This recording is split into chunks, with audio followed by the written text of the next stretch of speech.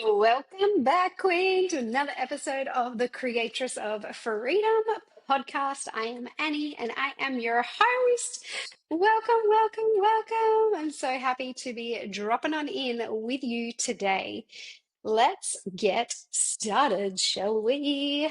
So, I had an interesting conversation with a stylist the other day, so an employee, if you will.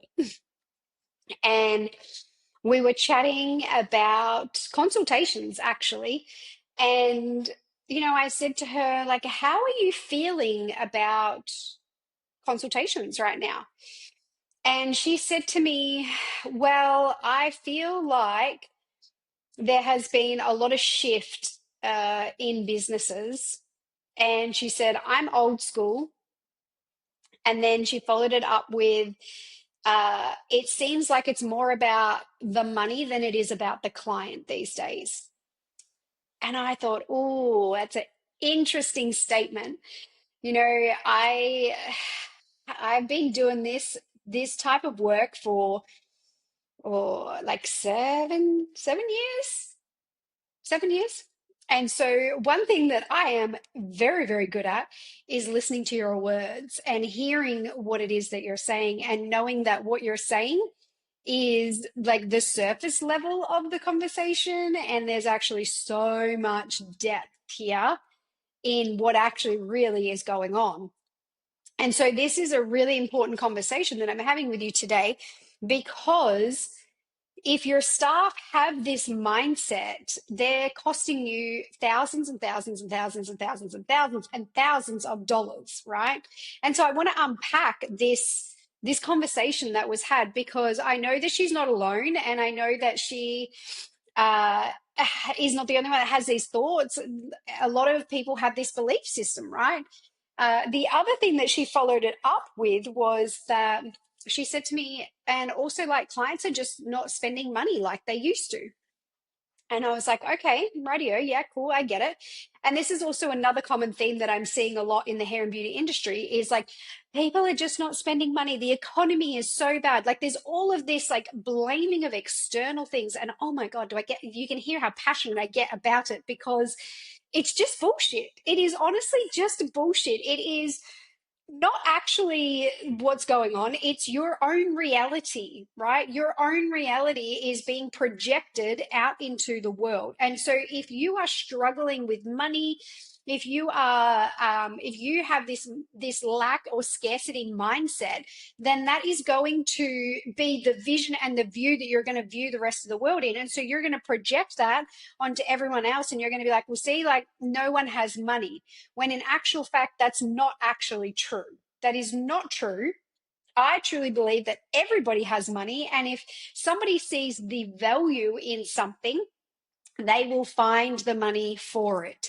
I've shared on, other podcast examples, and I share this example so much inside my paid community where, they'll bring to me like, my clients aren't spending the money. And I'm like, they're not spending the money because you're not creating the value, right? You're not creating the value. And the example that I give is like an addict, right? So an addict is not going to ever say that they don't have the money to get their fix. You're never going to hear that come out of an addict's mouth. They are going to do whatever the fuck it takes to get that next hit. And that could involve stealing, that could involve robbing something, that could involve doing something illegal, like whatever it is, right? They value it so much that they will do whatever it takes. And so this is why it's so important that we don't buy into this story, and why we also need to do so much of the inner work on ourselves and our own mindset and our own money limits, because through the lens that we're seeing life for ourselves is how we're seeing the world. And so as we were having this conversation with this staff member, as I was doing this team training, what was coming up was I actually asked her another question. I asked her a follow-up question, and I said, so you just said to me that like clients, they don't have the money right now. And she was like, yeah, like they don't. And I said, so in the last 7 days that you've had clients coming in, how many of your clients have actually said to you, like, I'm on a budget this week, I can't really afford too much. And it was so interesting watching it unfold, because it was like this light bulb moment. And she was like, well, none. And I was like, interesting. But yet you've just told me that clients don't have the money. So how do you know that clients don't have the money? Is that just an assumption? And she was like, yeah, I guess it is an assumption. And I was like, yeah. And this is what we call, you have your hands in your client's pockets, right? And this was the analogy that I was sharing with them. When we have our hands in the client's pockets, we are the ones making the assumptions. And that is such a disservice to the client, because the client is sitting in your salon ready to spend money. If they did not have the money to spend, they would have canceled their appointment. They would have shifted it. They would have come in and they would have told you and said, hey, like, I really want to get my hair done this week, but like, I am on a budget. Like, what can we do? Clients will say that. But if you don't have clients saying that, then you should not be making these assumptions. And so as she continued to, have this conversation, we kept like chatting it out. I said to her, tell me a little bit more about this, like, old school thinking. Like, you said to me, like, I'm old school. So, like, what does that even mean? And she said to me, well, I just feel like when I first started in the industry, with previous employers and things like that, that it was so much more about the client. And she's like, now it's just not about that. It seems like it's so much about the money. She's like, nothing against my boss or anything like that, but like, my boss has got KPIs for us now, and it just seems like we have to like find all these ways to make more money, and that's not about the client. And I was like, interesting. Okay, I hear you. And I'm obviously working with her boss, so I know the conversations that we're having behind the scenes, and like I know all of this, so it's information that is not new to me. And anyway, so as we continued to have the conversation, I then did a role play with this particular. Well, I did it with the team actually, and I just had a conversation. And I said, if you were my client, this is how I would approach this conversation. And so I role played it out with her, and I got her to be the not this particular staff member, but with another one that volunteered in the team. And I got her to play the client, and I was the hairdresser in this situation. It was a hair salon. And so we role played out what the conversation should look like at the very start. And so as we were having this conversation, I was asking all the questions, and I was really listening to the client, and I was, finding all of these solutions, which is ultimately what this conversation, your consultation should be a conversation. But what happens is we get caught up in our head that a consultation is all about the money. No, the consultation is a conversation that delivers the experience that you're going to produce to the client who's paying in that salon, right? Who's paying in that salon. And so as we were role playing this out, I was, asking the client, like, first of all, I was making out that she was a new client. So I was saying, like, I'm Annie, I'm having this conversation with you, blah, blah, blah.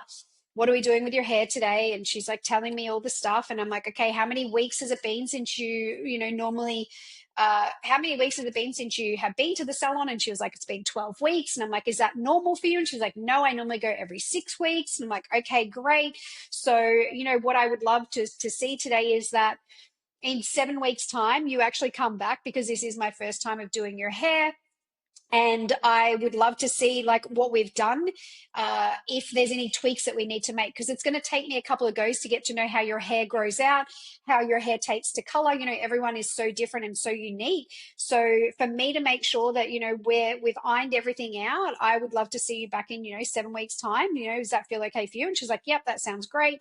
And then we talked a little bit about her retail and what she was using at home. And she told me that she was using, products from a supermarket. And so I just politely, gently said to her, has anybody ever explained to you the difference between salon quality versus supermarket products? And she was like, no, no one has. And so I went in and I explained the definition behind what the difference is between the two. And then what I would recommend, and also because this was her first time having a color with me, I would also recommend that we switch you to our shampoo and conditioner so that when you do come back in 7 weeks, if there's anything that you didn't like, I know exactly what you've used on your hair and I can make necessary adjustments for that. But if you leave today and you go home and you use your shampoo and conditioner that you've got at home, it's going to be very hard for me to determine, was it the shampoo that stripped your color? Or was it the fact that your hair just doesn't hold color very well? So it's really important that we set you up for success today, so that if I do need to iron anything out, I can iron that out in 7 weeks. Like, how does that feel for you? And she was like, yep, no worries, happy to do that. And then we obviously talked about, her color that she was going to have. She said, what tone she wanted. We looked at the color charts and, all of that. And then I said to her, because it has been 12 weeks, you're not booked in for a haircut. So I do recommend that we trim those ends off as well today.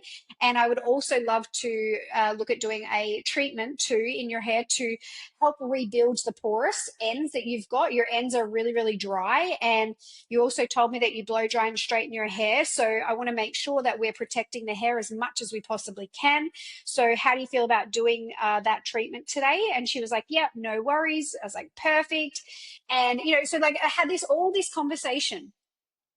And so ultimately, like, that was the conversation that we had about this client. And, I did this beautiful role play. And so if you're listening to this and you're like, oh my God, Annie, this sounds like fucking amazing, I need you to come in and train my staff to do this, let me know. Send me a DM. I don't have this offer advertised anywhere. The only place that I actually talk about it and advertise it is on the podcast. So if you do want me to come in and do some in-salon training virtually, just send me a DM and let me know. And I'm more than happy to organize some training. You and I have a conversation first about what it is that you need support in. And then I come in and I train your team. And we literally debunk all of the fucking myths and all of the excuses that your staff bring to the table. And there's so many light bulb moments and so many pattern interrupters and so much shifts after we do that. So if that is something that you're interested in and you want me to do that type of training with your staff, you can 100% do that. Okay. Just as an FYI. So after I did this conversation, I asked them for feedback and I said, so tell me, as you were listening to this conversation, how did that sound? And, some of the things that they said to me was, wow, it was super thorough. The person that I was doing the role playing with, she was like, I felt like you really listened to everything that I was talking about. And I was like, amazing. I said, did you feel like it was pushy? And she's like, no, not at all. It just felt like a conversation. I was like, great, amazing. And so then I brought back to the first scenario that I shared with you at the very start of this episode. I brought back and said, so earlier you guys said to me, one staff member in particular said to me that I'm old school and that so much has changed and that it's more about the money than it is about the client. And so I said, let's go back to that statement that was said earlier, that belief that was said earlier.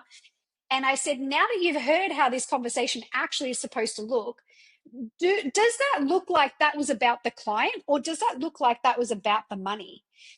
And it was like this light bulb moment where everyone was like, holy fuck, that was actually nothing about the money. It was all about the client. And I was like, yeah, exactly. Because it was individual, it was unique, and it was custom to the client. And I was fully invested in getting to know this client, not just for this very appointment, but I was setting her up to be a long-term client. I was setting her up to say, I'm going to see you in 7 weeks' time. This is not negotiating. This is happening, right? I was setting her up for success so that by the time she was leaving the salon, she had the right products. And if she didn't like the products that I gave her permission to let me know when she comes back in. Because some clients don't necessarily feel safe enough to say, I fucking hated the product that you gave me last time, right? And so they just shove it in their cupboard and they're like, yeah, that was a waste of money. So it's up to us to really educate our clients. And this is what being very professional looks like. And that was nothing about the money. Yes, the money was made, extra money was made because she went from a full head of foils to having a treatment to also upgrading to a haircut. to also purchasing retail, and I also had her booked back in 7 weeks time. So yeah, like from like a money perspective, there was more money made on this service, but that's not what I went in with the conversation about, right? That was not my focus. My focus was to give this client the most ultimate experience that she's ever had. I want her to walk out of this salon and go, wow, like that was incredible. I felt like that was so unique. I felt like that was so customized to me and my needs that I want to tell all my friends about that. Like that was insane. That was incredible, right? And something that we were discussing as we were doing this training was how the girls often become a little bit lazy, right? And they're like, the client comes in and like, what are we doing today? Okay, the same. Yep, amazing, right? That is the most disservice experience that you could ever give to a client that's choosing to spend $200-300 in your salon, right? It's your job to show up and be the professional. Like, stop with the excuses. No more are you going to be creating half-assed services. This client is choosing to spend their money in your salon, and it is your responsibility to give them the best fucking service that they have ever had. They should walk out of that place and be like, that was phenomenal. That was like top notch. I've never experienced that. And if they're walking out and they're not rebooking their appointment, that's because you have not done a very good job. Whether you want to admit that or not, but that's really at the end of the day, that's the reality, is that you have not given the ultimate service. Something else that's coming through that I want to share with you as well is around this, like really looking after your clients, is one of my other clients went and she was so excited. She went and had a massage and she was pregnant. And so she was just like so excited to finally take some time out for herself, right? And what was happening was it was I think she was the last appointment for the day. And anyway, so after I knew she had this massage, I like checked into our private channel and I was like, how was your massage? I hope you loved it. I hope it was amazing. And she's like, yeah, I mean, it was okay. And I was like, what do you mean okay? Like, come on, girl. Like, I know you were so hanging out for this. And she said, well, I was the last client for the day, and she said I felt really rushed. She said, like they'd obviously already put all the washing on and everything like that, and so they said to me like, as soon as you're finished, with your service, with your massage today, like bring the bathrobe and your shoes, like just bring them to the front desk, and we'll get them put into the wash. And she's like, Annie, it felt like it was a really rushed service, and I felt like I didn't really matter. I felt like they just wanted to get out. And she's like, it kind of sucked. And so I was sharing this analogy, or not analogy, this was an actual experience. I shared this experience in this team training that I was doing. And I said, your clients can feel this. You might think that they can't, but your clients can feel that if at the end of the day you're just rushing through and you don't really care and you just like want to get out of the salon, your client feels that.